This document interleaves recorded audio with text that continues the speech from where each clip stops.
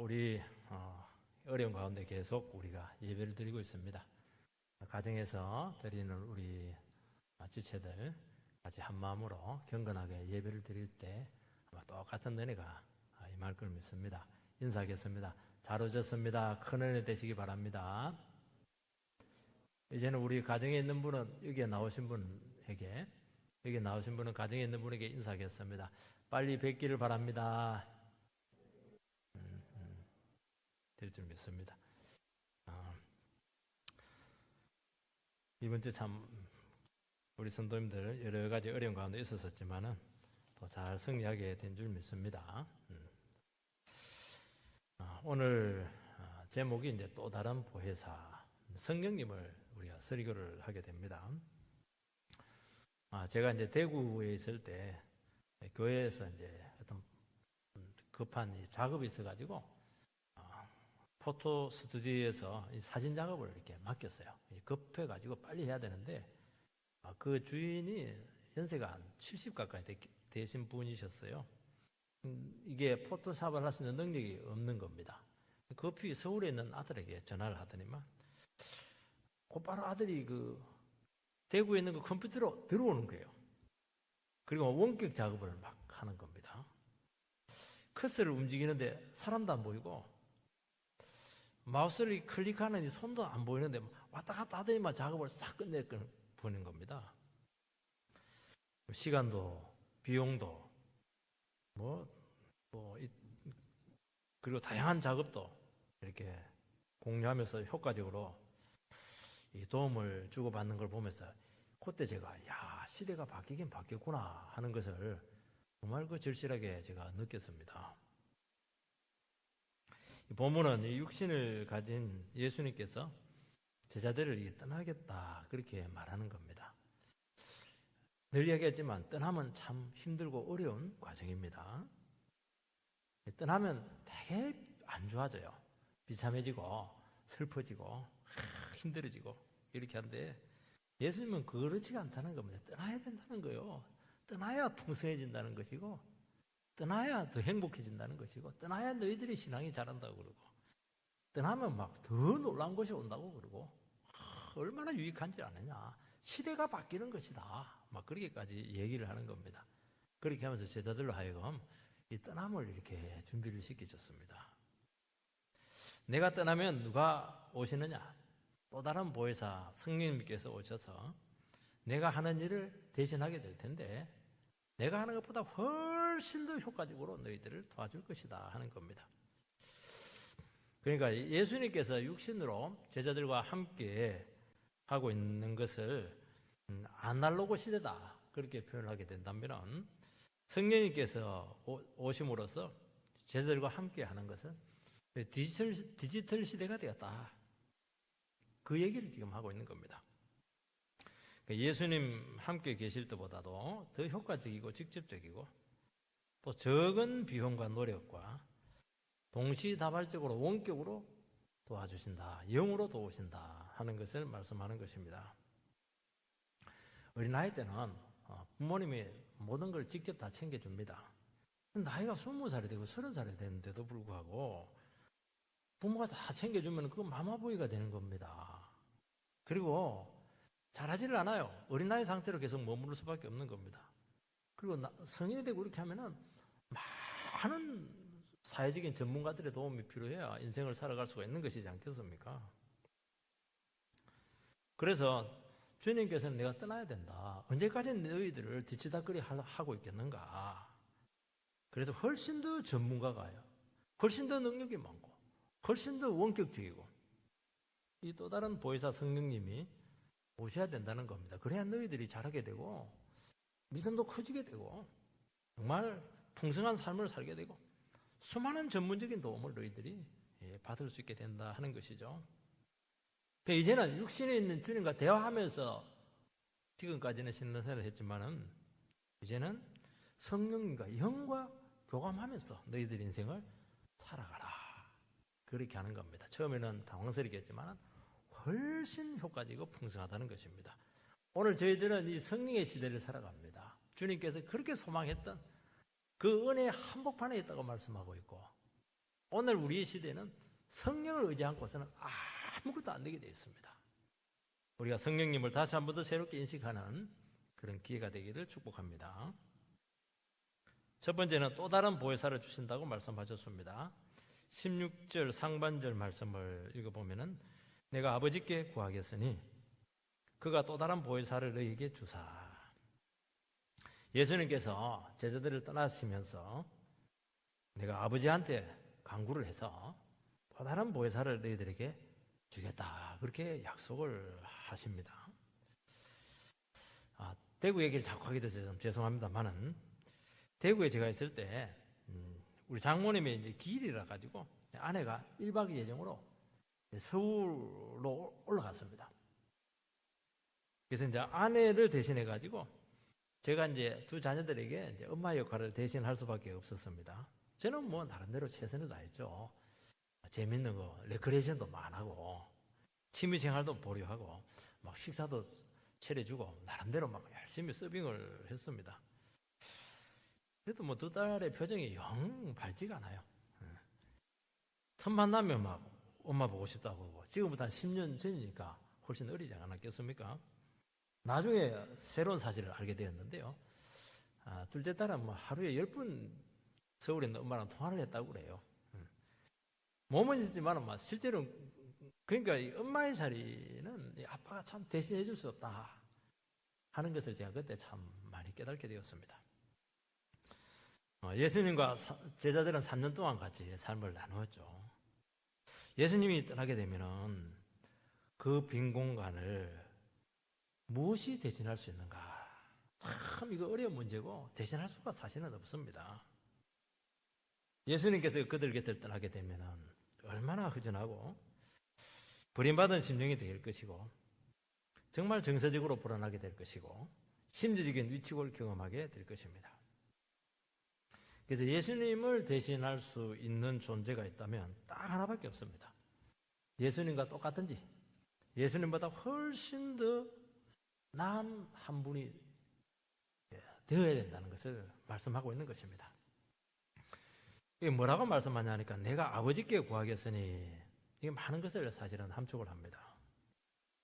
예수님께서는 제자들 곁을 떠나가지고 아버지에게 부탁을 해서 예수님을 대신할 새로운 존재를 너희들에게 보내주시겠다, 그렇게 그들에게 이야기를 합니다.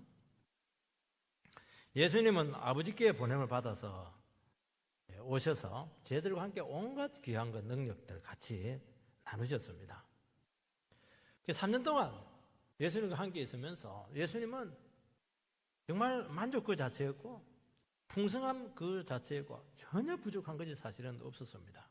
왜냐하면 예수님은 하나님이셨고 예수님은 사랑 그 자체가 되셨기 때문입니다. 예수님께서 내가 떠나게 되면 내가 직접 아버지에게 부탁을 해서 한 분을 보내게 될 텐데 걱정하지 마라, 걱정하지 마라, 그런 암시를 그들에게 주고 있는 겁니다. 내보다 훨씬 더 너희들에게 도움이 될 것이고 훨씬 친밀하게 너희들을 도와주게 될 것이다, 그렇게 그들에게 이야기하고 있는 것입니다. 여러분, 주님이 우리에게 귀한 것을 가져가실 때가 있습니다. 또 우리가 참 너무 좋았던 것, 이런 것들 또 거두어 가실 때가 있습니다. 그때 우리는 좋았기 때문에 다 이런 것 같은 그런 심정이 들 때가 있습니다. 그렇지만은 하나님께서 귀한 것을 가져가실 때에는 우리는 믿음으로 압니다. 더 나은 것을 주실 것이다 하는 것을 아마 여러분들은 신앙생활을 경험하면서 아마 다 느끼셨을 것입니다. 지금까지도 너무 좋았어요. 주님과 함께 지금까지 이렇게 지나지 않은 거 참 기쁘고 참 행복했습니다. 하나님을 의지하는 자녀에게 하나님께서는 그래서 어떻게 하냐니까 항상 어떤 변수가 생길 때도 좀 불안하기도 하지만은 뭔가 기대를 하는 또 마음을 가지고 있는 거예요, 이게. 그러면 어떻게 하십니까? 하나님께서는 우리의 기대를 채워주는 정도가 아니고 넘치게 풍성하게 채워주신다고 말씀하는 것입니다. 그래서 우리 기도할 때 보면은요, 하나님 요까지만 주면 참 좋은데요, 뒤에서 크게 기도하지 못해요. 나타난 결과가 보면 아니, 하나님께서 이렇게 큰 것을 나에게 주신단 말인가?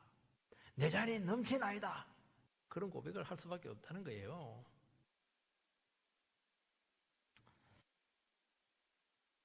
아들의 부탁을 받고 아버지께서 그들에게 주시는 것이 무엇입니까? 좋은 것 주겠다. 성령님을 주시겠다. 여러분, 이 세상에서 최고로 귀한 것이 뭐냐? 돈다발이 아닙니다. 성령님이세요. 이분은 하나님이시고 영으로 위와 함께 하신다. 그렇게 말씀하고 있는 것입니다. 여러분, 성령 받으면 다 받은 겁니다. 여러분, 우리의 영이 임하게 되면 부족한 거 하나도 없어요. 슬퍼할 거 하나도 없어요. 최고의 행복, 최고의 만족. 성령님이 우리에게 임했다. 그 말은 이분은 하나님이시잖아요. 해결사입니다. 바로 우리에게 구원이 임하는 거예요. 이게 어렵게 힘들 때 뭘 구해야 되느냐?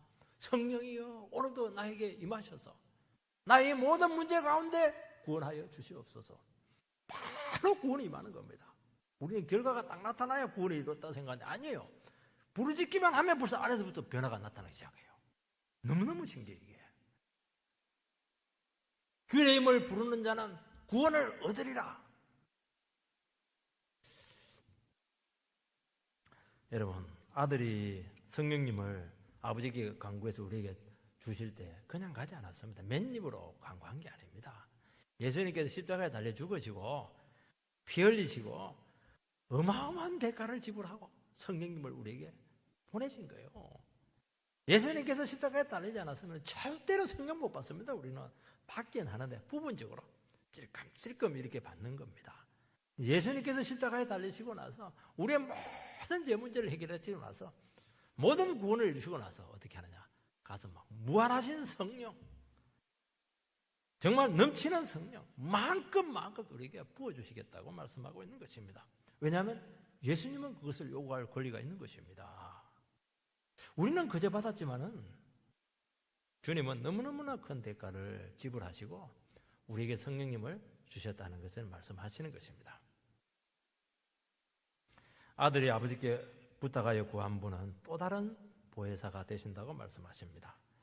또 다른 보혜사니까 원래 또 보혜사가 계신 것입니다. 예수님도 보혜사예요. 또 다른 보혜사는 성령님이신 것입니다. 주님께서 떠나신 후에 제자들과 함께 하시고 책임지시고 도우시는 분이시다는 것이죠. 그러니까 이 또 다른 보혜사 성령님께서는 주님이 하신 사역을 대체하는 정도가 아니고 새로운 상황에 맞게 더 적실하게 효과적으로 깊이 있고 영구적으로 전문적으로 우리를 도우시고 인도하신다는 것입니다. 예수님께서는 아무래도 능력이 많으시고 하나님이시지만은 일단 육신을 입고 계시는 한에서는 공간적인 시간적인 한계를 가질 수밖에 없습니다. 그런데 성령님은 영으로 임재하시기 때문에 또 우리 안에 내재하고 계시기 때문에 시공을 초월해서 우리를 도우시고 인도하신다는 것입니다. 그래서 예수님께서 이루신 모든 그 십자가 구원의 결과를 우리 각자에게 구체적으로 실현시키시고 믿는 자의 삶의 구원을 적용하고 그 구원을 나의 것으로 만들어서 누리게 하신다는 것이죠. 이 구원론적인 이 시각을 너희들이 가지라는 것입니다. 지금 눈앞에 보이는 것만 가지고 슬퍼하지 말라는 것입니다. 성령님은 어떤 분이시냐? 성령님은 주님의 영이 되시고요. 예수의 숨결이 되시고요. 예수의 생명을 계속 나눠주신다고 말씀하고 있는 것입니다. 아들의 영이에요. 이분은 안 보이지만은 이분은 영으로 느낄 수가 있는 겁니다. 안 보이지만은 우리는 숨소리를 들을 수가 있는 거예요. 우리는 전혀 변화가 없지만은 안에서 막 생명력이 역사하는 것을 느끼는 겁니다. 자기도 알아요. 내 속에 계속 생명이 부어지고 있다. 예배 드릴 때마다 에너지가 넘치고 있다. 치료가 되고 있다. 이게 생명이 부어지는 것이거든요. 그래서 예수님과 함께 있을 때보다 더 포괄적이고 풍성하고 깊이 있고 실제적이고 효과적으로 도우신다고 말씀하시는 것입니다. 여러분, 예수님께서 우리를 도우시는 것과 성령님께서 우리를 도우시는 것은 효과만에 있어서는 비교가 되지가 않아요. 예수님께서 육신으로 있었을 때 제자들의 신앙은 3년 동안 따라다녔는데 처음이나 끝이나 이게 답보 상태라 잘하지를 않아요. 그들은 아들의 육성의 말씀을 들었습니다. 그 육신을 가진 예수님하고 하나님하고 직접 몸으로 교제를 했어요. 많은 기적을 체험했습니다. 그런데도 불구하고 복음서에 보면 늘 문제가 많았다는 것을 알 수가 있습니다. 엉뚱한 소리를 하고 딴 마음을 품고 따르기도 하고, 가룟 유다는 결국 배신하게 되고, 베드로는 3번 부인하게 되고, 다른 제자들도 결정적인 순간에 내가 내 길 찾아서 도망가야지. 이 신앙이 이렇다는 거예요. 이게 육신을 가지신 예수님을 파악이 되지가 않는 것입니다. 그러니까 늘 의사소통에 어려움이 있었습니다. 예수님께서 제일 힘들었던 게 뭐냐니까 말귀를 못 알아듣는 거. 이게 아무리 하나님이시지만은 말귀를 못 알아들으면 그거 의미가 없지 않습니까? 제발 말귀를 알아들어라. 너희들 자폐증 환자냐? 굉장히 답답했다는 것을 알 수가 있습니다. 왜냐하면 그 이유는 딱 하나입니다. 영의 교통이 없었기 때문입니다. 영의 교통이 있으면 이해가 되거든요. 깊은 부분까지 느껴져요. 이해가 돼요. 왜 저러는가 하는 것이 이게 공감이 되는 겁니다. 영이 얼마나 중요한지. 영이 통해, 영이 들려야 되고 영이 통해야 되는 겁니다. 그 제자들은요, 육신을 가지신 예수님이 안 보이면 막 아무것도 못했어요. 귀신들이 아이들 데리고 9명이 막 안수했는데도 막 귀신은 더 날뛰고 아무것도 처리를 해내지를 못해요. 여러분, 성령의 시대에 그들은 변하여서 세상이 감당할 수 없는 능력자가 되었던 것입니다. 큰 믿음의 사람이 되어서 예수를 대신해서 하나님 나라를 책임질 정도로 그렇게 놀라운 능력의 종이 되었던 것입니다. 왜냐하면 성령님을 통해서 함께 하시는 새로운 방식이 더 쉽고 확실하고 효과적이고 광범위하고 동시적이었다 하는 것을 말씀하고 있는 것이고, 내가 가야 된다는 거예요. 가서 너희들에게 성령을 줘야 된다는 것을 말씀하고 있는 것입니다. 오늘 우리 시간 영으로 함께 교통하는 우리 모두가 되기를 축복합니다. 두 번째는 이 보혜사가 하시는 일이 구체적으로 무엇인가 하는 것을 살펴야 되는 것입니다. 이 보혜사가 좀 어려운 말입니다. 이 한자죠. 원래 중국에서 이게 생긴 말이에요. 성령님을 번역을 해야 되는데 막상이 번역할 단어가 없었습니다. 보자가 뭐냐니까 보호할 보자예요. 해자가 은혜 해자입니다. 사자는 서성사자예요. 보호, 은혜, 선생. 그러니까 성령님은 우리를 지켜주시고 그것을 넘어서 우리를 변호하시고 대언하시고 공개적으로 지시하시는 은혜로운 분이시다 하는 것입니다. 헬라어로 다시 한 번 더 우리가 번역을 해보면요, 또 의미가 새로워집니다. 헬라어로 파라클레토스 그렇게 하는데, 파라라고 하는 것은 곁에 있다 하는 것을 이야기하는 것이고, 클레토스는 부른다 이런 뜻을 가지고 있습니다. 그래서 곁에서 돕기 위해서 부름받은 존재. 엄마들은 어떤 분이에요? 자녀들 곁에 있으면서 늘 도와주기 위해서 대기 중이잖아요. 쉽게 생각하면 그런 존재와 같다는 것입니다. 원래 이것은 법정적인 의미를 가지고 있습니다. 변호사들, 피고인들을 위해서 변호하지 않습니까? 대언자, 이런 의미를 가지고 있습니다. 그리고 보호자, 상담자, 위로자, 조력자, 코치, 보모, 변론자, 수많은 이름으로 우리에게 불려지고 있는 것입니다. 이것은 무엇을 얘기하냐니까 성령님의 사역이 이렇게 폭넓고 다양하다는 것을 보여주고 있는 것입니다. 성령님께서는 성도의 큰 삶에 개입해서 도우시고 역사합니다. 아니, 하나님요, 내 문제는 너무 델리케이트하고 예민하고 친구 관계 너무 힘들고 어려운데요, 성령님께 그것까지 도우십니까? 당연히 도우시죠. 의지를 하지 않아서 그래요. 끝까지 믿음을 가지고 성령님을 의지하고 부르고 초청하고 주님과 교감하면 어떻게 되느냐, 진짜 예민하고 섬세한 그 부분까지 구체적으로 우리를 도우신다는 겁니다. 사람 찾아갈 필요 없어요. 요즘 전문가의 도움 없이 할 수 없는 시대가 되었습니다. 그 정도로 사회가 복잡하고 다양하고 어렵고, 그리고 함정이 너무 많이 도사리고 있기 때문에 정말 알 수가 없습니다. 그래서 요즘 각광받는 직업이 컨설턴트지 않습니까? 제가 연예인 재무 컨설턴트를 하고 있는 분을 제가 알고 있습니다. 이분이 뭐라고 얘기했냐니까, 연예인들은 재무관리가 아예 엉망이라고 그래요. 돈 관리가 안 된다고 그래요. 노래만 잘하고 연기만 잘하고 이렇게 하는데, 안 된다는 거예요. 그래서 일반 사람들이 보면 야, 연예인들 저거 돈 엄청나게 많이 벌겠구나 그렇게 하는데 관리가 되지 않으니까 어디로 새는지도 모른다는 거예요. 이게. 인기 딱 떨어지면은 남는 것이 없다는 거예요. 그래서 연예인 컨설턴트가 굉장히 중요하다고 그렇게 자기는 그걸 돕는다고 그런 얘기를 하는 것을 제가 들은 적이 있습니다. 예를 성령님은 우리 인생의 컨설턴트가 되셔서 우리 인생이 부도나지 않게 하시고 가장 효과적이고 존귀한 삶이 되도록 구체적으로 도우시는 것입니다. 우리의 삶이 진리대로 돼야 되지 않겠습니까? 우리가 하나님 앞에서 축복이 되도록 우리를 세워받아야 되지 않겠습니까? 열심히 살았는데 이게 엉터리 삶이 되면 어떻게 되겠어요? 열심히 산 것만큼 고통스러워지는 겁니다. 성령님은 절대로 그렇게 우리의 삶을 인도하지 않아요. 반드시 의의 길로 우리를 인도하신다니까요. 가장 가치 있는 곳에 우리 인생을 투자하게 한다는 겁니다. 사람들 쓸데없는 짓 많이 하거든요. 가장 복된 것이 인생의 목적이 되게 한다는 겁니다. 우리 한 번밖에 없는 인생인데 진짜 영원히 남는 것에 투자해야 되지 않겠습니까?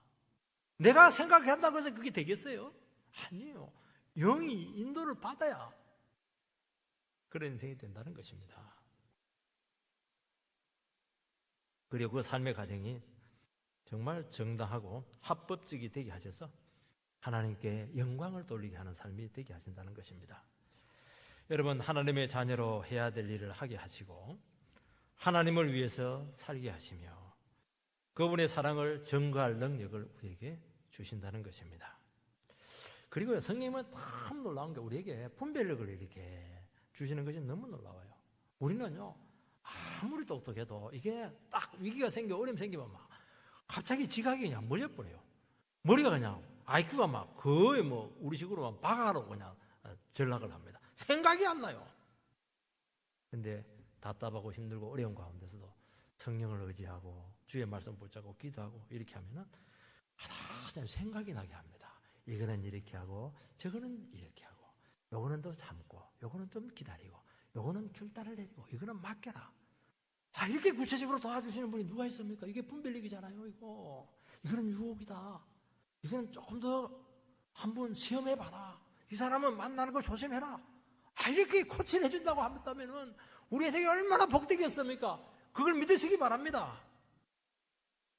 여러분, 바른 판단을 내리는 것이 절대로 쉬운 게 없어요. 왜냐하니까 너무나 많은 다양한 의견들을 가지고 있는 거예요, 이게.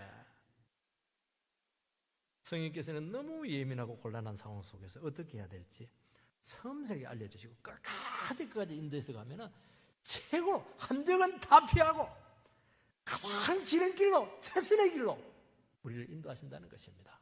여러분, 이분을 의지하지 않고 어떻게 이 험난한 정거를 통과하겠으며 지뢰가 막 묻혀있는데 어떻게 지뢰밭을 밟지 않고 인생길을 통과할 수가 있겠습니까?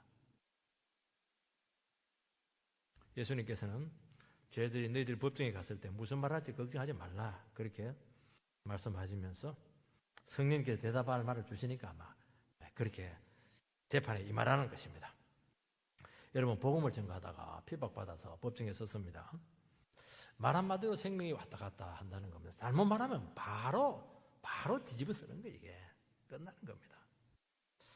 결정적인 순간에 연약한 우리를 도우셔서 능력 있게 변호하게 하신다는 겁니다. 이게 저는 참 잘 안 믿어졌어요. 법정에 가면요, 아무리 생각하고 외우고 메모지 가져가도 입 하나 뻥긋 못해요. 얼마나 무서운데요, 검사들, 판사들. 그러면 어떻게 하느냐, 무조건 살려달라고 하는 거예요. 이걸 복걸하고 나는 죄 없다고 그거밖에 할 게 없는 겁니다. 성도들의 제목을 이렇게 찾으려고 하면은 오해거리가 많잖아요. 근데 그때 어떻게 하냐면 성령님께서 예수를 생각나게 하는 거예요. 예수. 나는 예수 때문에 이런 말을 했고, 나는 예수 때문에 이런 선택을 했고, 나는 예수 때문에 이런 삶을 살았다고. 사람들은 이해를 못해요. 예수님을 모르니까. 이해를 못하니까 모함에서 집어넣는 거거든요. 예수님이 딱 들어가 버리면 풀리는 거예요. 이 사람의 삶이 풀리는 거예요. 왜 저 사람이 저런 삶을 살까? 돈도 안 벌고 집에서 그냥 밥만 먹고 기도만 하고 왜 그러나? 막 집에서 어느 날 전 식구들이 모여서 집안 법정을 열죠. 인민재판을 하면 너 왜 그렇게 인생을 사냐? 그러면 그 자식이 뭐라고 합니까? 참 우리 가족들이 저를 사랑해 주는 것은 참 고맙지만 답답하고 힘들죠. 나는 얼마나 답답하고 힘들겠습니까? 저는 예수를 믿고 있고 예수의 인도를 받고 있고 제 인생에 대해 고민하고 있고 저는 최고의 삶을 지금 위해서 지금 주님 앞에 간구하고 있습니다. 저를 도와주세요. 그리고 우리 식구들도 이렇게 사는 것은 하나님 앞에 인정받지 못하고 지옥 가는 겁니다. 나처럼 힘들지만 같이 기도하자고. 그래서 상황이 바뀌어버려요. 피고가 원고가 되고 원고가 피고가 되는 거예요. 이게 세상에 이런 일이 생기는 겁니다. 예수가 들어가면 성령이 터지거든요. 확신이 오는 거예요. 그리고 막 죄 있는 사람하고 정죄를 하고요. 주의 뜻대로 사는 사람들은 막 주님께서 막 목을 씌가지고 막 권세 있게 한다는 겁니다. 법정을 뒤집어내는 거예요. 이게 너무너무 놀라운 일이 생긴다는 겁니다. 이게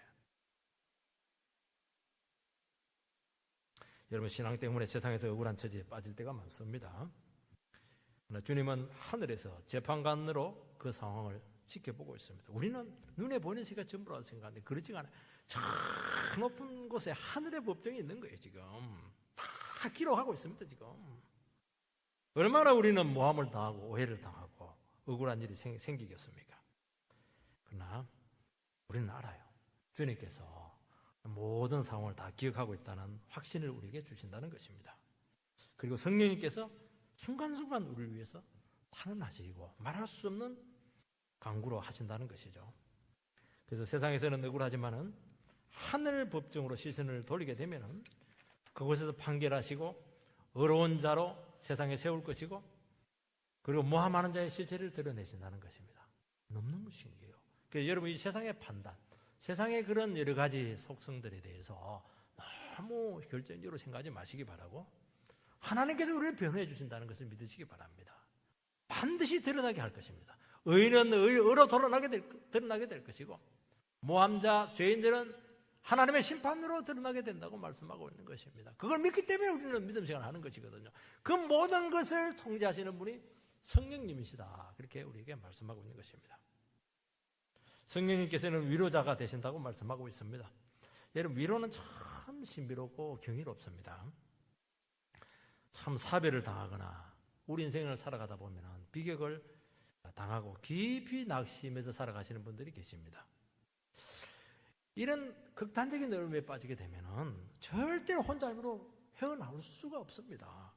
누군가 곁에서 반드시 위로해 줘야 되고 보듬어 줘야 되고 격려를 해줘야 되는 것이죠. 그러면 어떻게 되느냐? 막 한 몇 시간 격려주고 이렇게 하면 조금 견딜 힘을 얻습니다.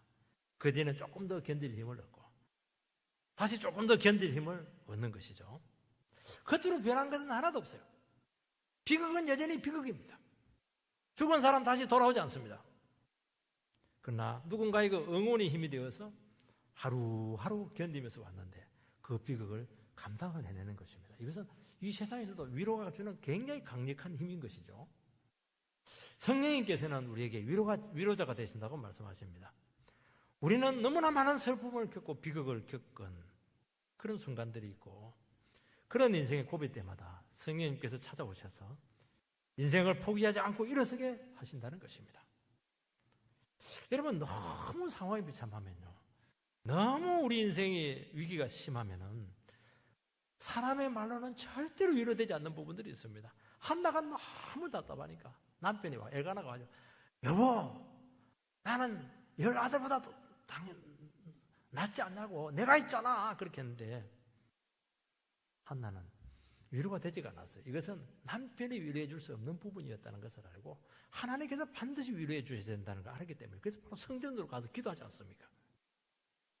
그런 게 있다는 거예요. 이 절망만 남은 그곳에 성령님께서는 그 영혼을 만지시고 공감하시고 또 역사하셔서 붙드시고 견딜 힘을 주셔서 우리의 고비를 넘기게 하신다고 말씀하시는 것입니다. 참 너무 신기해요. 우리는 아무것도 없을 것 같아요. 미래는 내일은 없을 것 같아요. 그런데 이상하게 특별한 필요를 채우시는 방법이 계세요. 성령님은. 그거는 몰라요. 너무너무 구체적이에요. 어떤 물질로, 어떤 사람으로, 어떤 상황을 바꾸심으로, 내 생각을 바꾸심으로 너무너무 구체적으로 이 외부의 힘이거든요. 이것은 내 안에 있는 게 아니에요. 이건 성령님의 힘에 의해서 오는 것입니다. 여러분, 위로는 처지를 누군가 공감해 줘야 됩니다. 힘든 상황을 품어줘야 가능한 것입니다. 성령님께서는 모든 상황에 찾아오셔서 무슨 말을 해도 들으시고 소화하시고 이해하시고 가져가시는 줄 믿습니다. 그래서 여러분들이요, 어렵고 힘들 때마다 주님 앞에 나와서 간구 드릴 때 뭔 간구를 드리는가 하는 것이 굉장히 중요해요. 어떤 사람들은 와서도 말을 안 해. 그리고 막 너무 진부한 이야기만 하는 겁니다. 그런 게 역사가 없는 거예요. 진짜 속에 있는 얘기를 다 해야 돼요. 주님 앞에서는 욕해도 됩니까? 속이 터지면 욕이라도 해야죠. 뭐. 욕도 하나님께 받으셔가지고 싸매주신다니까요. 하나님, 사람 앞에서 그렇게 하면 안 됩니다. 어떤 사람들은 답답하고 힘들고 자꾸 사람 앞에 가가지고 하소연하는데, 그러니까 문제가 더 힘들어지는 거예요. 그 사람에게 부담을 넘기는, 그 사람이 어떻게 감당을 하십니까? 그게 성령님 앞에 가가지고 막 속에 있는 길만 다 이야기하는 거예요. 하나님께서 다 들으신다는 거예요. 성령님께서. 그리고 벌써 내가 하소연을 하고 심정을 쏘아냈다는 것 자체가 그렇게 위로가 될 수가 없는 겁니다. 그러면서 내가 치료가 될 것입니다. 여러분, 성령님은 상담자가 되신다고 말씀하고 있습니다. 인생의 문제를 본질적으로 접근을 하고 근원적으로 해결을 하신다는 것입니다. 여러분, 세상의 상담은 이 근본적인 문제 해결책이 나오질 않아요. 그냥 공감해주고 어려우면 누구들어주고 여러 가지 대안을 제시해주는 정도에서 끝나는 경우가 많아요. 그러니까 세상의 상담에 이론들이 너무 많은 거예요. 여러분, 이론들이 많다고 하는 것은 딱 정답이 없다는 것을 이야기하는 겁니다. 성경은 그렇게 하냐. 성경은 정답이 쫙해요. 그냥 성령님이 우리의 인생의 상담자가 되어주셔서 우리 모든 인생의 문제에 해답을 주신다는 것입니다. 성경에 다 있다는 거예요. 성경을 드러내겠다는 겁니다. 심리학 중에 심리학이고 상담 중에 절대적인 상담이 성령님을 통해서 열리는 성경의 세계 속에 다 있다는 것입니다. 그래서 인생 전체를 고치시는 것입니다. 제가 신방을 할 때 너무 많은 성령님의 역사를 체험을 많이 합니다. 성담을 가지고 저는 바로 예배를 드리지 않아요.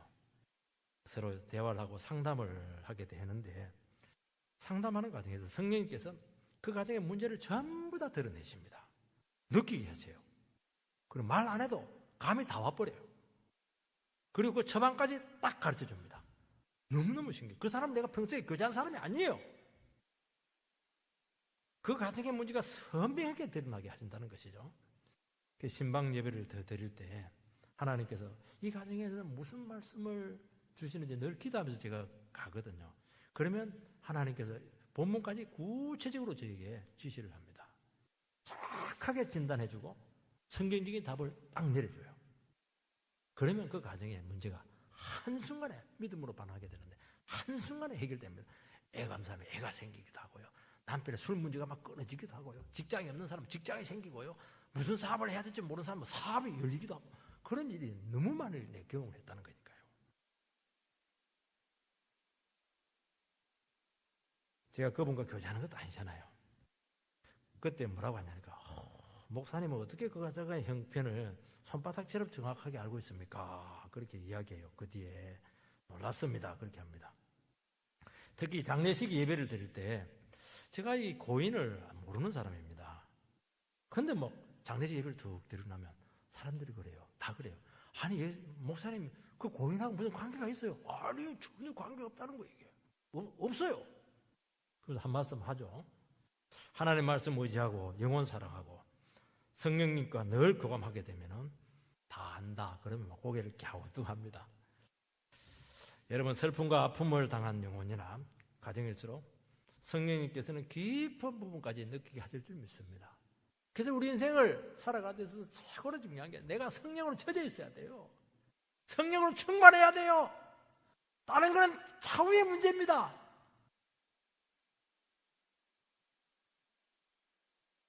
제 딸이 이제 한 번씩, 지금은 그 말 안 하는데 옛날에 그 말 많이 했는데, 아니, 엄마 아빠는 상담을 왜 이렇게 잘해줘? 놀라워. 우리의 문제를 왜 손바닥처럼 다 알고 있어? 물론 뭐 딸이니까 잘 알고 다른 사람 상담하는 것을 많이 보고 이렇게 하기 때문에 참 놀라웠던 것 같아요. 근데 요즘은 놀라는 게 있습니다. 부모가 주위에 있는 딸들에게 상담을 해주는데, 친구들에게 상담을 했는데 우리랑 비슷하게 상담하는 것을 알고 놀라웠어요. 가르쳐주지 않았는데 영이 그렇게 하는 거예요. 이게 그게 놀라운 겁니다. 세 번째는 이 보혜사가 어떻게 도우시는가 하는 것이죠. 16절 17절 다시 한번 읽어보면요, 내가 내 아버지께 구하겠으니 그가 또 다른 보혜사를 너희에게 주사 영원토록 너희와 함께 있게 하시리니 저는 진리의 영이라 세상은 능히 저를 받지 못하나니 이는 저를 보지도 못하고 알지도 못함이라. 그러나 너희는 저를 아나니 저는 너희와 함께 거하시며 또 너희 속에 계시겠습니다. 성령님께서 우리에게 도우실 때 가장 중요한 것이 함께 하신다고 말씀하고 있습니다. 함께 하신다고 하는 것은 일시적으로 왔다가 문제만 해결하고 가시는 분이 아니시다는 것입니다. 평생 함께 하시고 심지어 우리 속으로 들어오셔서 내주하십니다. 성령님께서 그렇게 하시는 이유는 우리의 문제가 간단하지가 않고 너무너무 힘들고 고질적인 문제가 있기 때문인 것입니다. 한두 번 방문한다고 해서 해결 안 됩니다. 한두 번 성령 충만한다고 해서 내 문제가 해결되는 거 없어요. 왜냐하면 너무너무 근원적인 문제들이 많거든요. 지속적으로 우리와 함께 같이 살면서 우리의 삶을 교정해 내겠다는 것입니다. 여러분, 신앙생활을 하다 보면 우리는 성령 충만하면 뭐 된 것 같아요. 근데 또 얼마 안 지나가면 또 넘어져요. 또 죄와 허물이 막 자꾸 재발이 됩니다. 그래서 쉽게 포기를 하려고 하는 건데 우리의 문제가 이렇게 간단하지 않다는 것을 보여주는 증거입니다. 그때마다 성령님께서는 또 참으시고 또 고치시고 또 도우시고 또 깨닫게 하시고 그렇게 하다 보면 조금씩 잘하는 것을 알 수가 있습니다. 연약하면 힘을 주셔서 또 극복하게 하시고, 그리고 성령님께서 하시는 놀라운 것은 뭐냐니까 포기하게 하지 않게 한다는 겁니다. 세상은 몇 번 해보고 삼시세판이라고 작심삼일이라고 포기하거든요. 그래서 될 대로 되라 이렇게 되는데 영은 절대로 우리 인생을 무관심하게 방관적인 삶으로 이끌지 않아요. 어떤 처지에 또 일어서게 하고 또 일어서게 하고 또 일어서게 하고 결국에는 하나님의 뜻대로 걸어가도록 만드시는 능력의 영인 줄 믿습니다. 영원히 함께 하시고 내주하시면 우리에게 도움이 되지만은 잘못하면 그 불편할 수가 있습니다. 우리가 죄를 짓거나 욕심을 부리거나 세상 우상을 따르게 되면은 한인격 되시는 성령님께서 우리 속에 계시다는 게 이게 굉장히 불편한 거예요. 이게 들키거든요. 말씀에 순종하고 성령 의지하면은 세상에 둘도 없는 하늘의 도움이 임하지만 성령님께서 성도가 의지하지 않고 끝까지 욕심으로 나가면은 속에서 막 그렇게 근심을 하세요. 마음이 불편해요. 죄를 지으면요 성령이 막 홀라당 다 타버려요. 소멸돼 버립니다. 완전 지옥을 경험하는 겁니다. 성령님이 임해야 막 행복하고 기쁘고 천국을 경험하고 임재가 임하고 이렇게 될 텐데 막 죄를 지어버리니까 뭐 지옥도 그런 지옥이 없어요. 세상 사람들 술이라도 퍼마시면 막 그냥 마음이라도 위로가 되겠지만 술 마시면 더 괴로워지는 겁니다. 너무너무 왜냐니까 그 영이 떠나버리기 때문에 그렇게 하는 것입니다. 그래서 결국에는 그 죄를 토해내기까지 양심을 불편하게 하고 영혼을 괴롭히게 될 겁니다. 왜냐하면 성령님께서는 하나님이시고 인격이시기에 우리에게 잘못된 길을 가려고 하면은 우리 인격과 적극적으로 싸우십니다. 그래서 우리 속에 인격이 두 개 있는 게 문제예요. 내가 있고 성령님이 있으니까 막 이 두 분하고 딱 호흡이 맞으면 막 잘 가는데 이게 막 서로 트러블이 생겨버리면 이건 뭐 아무것도 안 돼. 세상 일도 안 되고 신앙도 안 되고 아무것도 미래도 열리지도 않고 그렇게 되는 겁니다. 그래서 싸우면서 내를 죽여야죠. 뭐. 은혜 받아서 죽이는 겁니다. 고집 부리면요 나중에는요 너무너무 극단적으로 하면 분열 정체가 나타날 가능성이 많고 우울증이 올 가능성이 많아요. 기독교인들 우울증 정체자들 많습니다. 성경과 딱 하나 되기만 하면은 능력과 은혜가 폭발할 줄 믿습니다. 너무너무 강력해요. 성령님은 우리 안에서 본성을 고치십니다. 기도하고 말씀을 의지하면 성령님께서 역사하십니다. 성령님은 힘든 처지에서 우리는 꼼짝달싹 못해요. 그런데 성령님은 꼼짝달싹 못하는 게 아니라 하나님 우리를 아무것도 못해요. 코로나 때문에 방구석 처박혀서 아무것도 못해요. 성령님은 움직입니다. 기가 막히게 움직이세요. 상황을 조정하시고 구체적으로 우리의 필요를 채우시고 일하십니다. 시공을 초월해서 즉각 역사할 줄 믿습니다. 그래서 불가능한 주님의 뜻을 능력을 주어서 결국에는 해내게 하시는 영이 우리에게 있는 줄 믿습니다. 여러분, 성도들에게 성령의 역사만큼 기묘하고 본질적인 것은 없습니다. 우리가 기도하고 말씀 붙들고 믿음 쓰고 나를 부인하고 내 자아를 죽이면서 성령님을 구할 때 성령님께서는 역사를 하시는 것입니다. 왜냐하면 성령님은 하나님이시고 영이시기 때문에 우리가 살아있고 내 기질이 막 살아있고 내 죄가 그냥 그대로 있고 이렇게 하면은 역사를 할 수가 없어요. 그래서 성령님께서 하시는 것이 뭐냐? 우리의 죄를 깨닫게 합니다. 성령님께서 깨닫게 하시면은 우리는 아유 죄네 그러지가 않아요. 죄가 뭔가 하는 것을 뼈저리게 느끼게 하신다는 겁니다. 어떻게 합니까? 죄에 대한 심한 고통을 느끼게 하고 심한 자존감을 막 동반하게 하고 내가 예수 믿는 사람 맞아. 내 지금 이러다가 지옥 가는 거 아니야. 너무너무 괴로운 거예요 이게. 죄를 그냥 온 몸으로 느끼게 하신다는 것입니다. 왜냐하면 그걸 깨달아야 되거든요. 그걸 깨닫고 어떻게 합니까? 절망으로 우리를 끌고 가죠. 그러면서 나는 안 되는구나. 나는 또 하나님을 의지해야 돼. 그래서 주님만 온전히 의지하도록 그렇게 하신다는 것입니다. 그러면서 부르짖는 기도하죠. 그러면 성령이 터지는 거예요. 치유와 회복이 막 나타나는 겁니다. 여러분, 오늘 말씀에서 뭐라고 하고 있습니까? 성령님은 진리의 영이라고 말씀하고 있는 거예요. 여러분, 성령님이 임할 때 우리에게 가장 먼저 찾아오는 것이 뭐냐? 마음이 따뜻하고 기쁘고 벌떡벌떡 뛰는 게 아닙니다. 말씀에 대한 비상한 깨달음이 온다는 거예요. 이게. 성령님이 부어지면 너무너무 놀라운 일이 생기는 거예요. 왜냐니까 이게 왜 중요하냐니까 이게 제일 중요하기 때문에 이것을 주시거든요. 왜냐하면 모든 세상은 하나님 말씀대로 되기 때문입니다. 움직이는 거예요. 그래서 하나님의 말씀을 깨닫는 자가 결국 이 세상의 주인공이라는 것입니다. 하나님 말씀을 붙든 그 사람을 통해서 주님께서 일하신다는 것입니다. 이렇게 해서 성경은 영감으로 기록이 되었습니다. 영감이라고 하는 게 뭐냐? 집에 있는 영감이 아니고 하나님의 호흡으로 기록이 되었다는 거예요. 호흡할 때 바람이거든요. 바람하고 성령님하고 어원이 똑같아요. 성령의 바람이 불어라. 성령 충만해지게 되는 겁니다. 그래서 하나님의 호흡이 성령이시고 성령이 역사할 때 우리의 완악한 마음이 풀어져 가지고 하나님의 마음으로 그냥 바뀌게 되는 거예요. 그러면서 하나님의 마음이 되는 순간부터 그냥 말씀이 막 열리기 시작합니다. 우리 영혼이 성령으로 호흡할 때 막 진리의 세계가 막 드러나는 거예요. 우리들은 힘든 처지를 극복하기 위해서 눈에 보이는 많은 돌파구를 잡기 위해서 몸부림을 칩니다. 그러나 성령의 능력을 알게 될 때 어떻게 합니까? 다 내려놔요. 하나님 말씀 앞에 가서 몸부림칩니다. 그러면 놀라운 일이 생겨요. 하나님 말씀이 철벽 같아요. 콘크리트 절벽 같아요.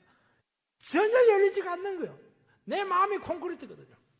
그러니까 아무리 뛰어다녀도 문제 하나도 해결 안 돼요. 더 답답해지게 될 것입니다. 이 하나님의 말씀을 가지고 끝까지 기도하면서 성령이여 하나님의 말씀을 깨닫게 해주시옵소서 기도하면서 끝까지 파고드세요. 그러면 어느 순간 하나님 말씀 속에서 바늘구멍이 하나씩 보여요. 빈틈이 보입니다. 그 빈틈을 하고 여기 보면은 안에 막 어마어마한 말씀의 세계가 막 열리기 시작하는 겁니다. 너무너무 신기해요. 이게 설교잖아요. 그거 가지고 제가 여러분 설교하는 겁니다. 지금 하나님의 말씀을 깨달다고 간구하고 자아를 내려놓을 때 어느 순간 진리의 세계가 열리게 되면서 우리가 처한 모든 상황이 하나님 앞에서 전부 다 드러나게 될 줄 믿습니다. 그래서 내 자신의 문제를 하나님의 시각에서 보게 될 것입니다. 그리고 내 자신의 삶의 자세, 인생의 자세들이 막 변하기 시작합니다. 강력한 성령의 역사가 일어나면서 문제가 해결되기 시작하는 것입니다. 우리는 이렇게 인생을 풀어가는 거예요. 그래서 성령을 통한 말씀의 깨달음은 간절히 사모하는 영혼들에게 만나는 것입니다. 여러분, 귀한 것은 사모하고 기도해야 주십니다. 어떤 분들은요, 배우자를 주십시오 해놓고 기도 안 해요. 아이고, 그러니까 안 주는 거예요, 여러분들. 배우자가 얼마나 귀합니까? 1년 동안 죽도록 기도해야죠. 내가 찾아야지. 성령님은 배우자보다 더 위대한 분이세요. 기도도 안 하는데 어떻게 줄 수가 있어요? 이 귀한 분을. 하나님을 어떻게 우리가 얻을 수가 있겠어요? 기도해야죠. 그리고 귀한 건요, 기도 안 하고 간절히 사모하지 않고 주면요, 귀한 줄도 몰라요. 그냥 팽개칩니다. 그래서 하나님 안 속습니다, 여러분. 여러분, 오늘 이 시간 이 귀한 분을 위해서 사모하고 기도하시기 바랍니다. 말씀이 깨달아지게 되면서 천국이 열리는 역사들이 임하게 될 겁니다. 아무리 어려운 처지에 있을지 모르겠지만 가장 부유하고 복된 자리로 인생이 바뀌게 될 줄 믿고, 인생이 바뀌고 삶의 방향이 수정이 되게 될 것이고, 참 생명의 길이 어디에 있는가 하는 것을 알게 될 줄 믿습니다. 그런 위대한 성령님, 오늘 우리 가운데 충만히 임하셔서 우리 모두를 복되게 인도하게 될 줄 주의 이름으로 축원드립니다.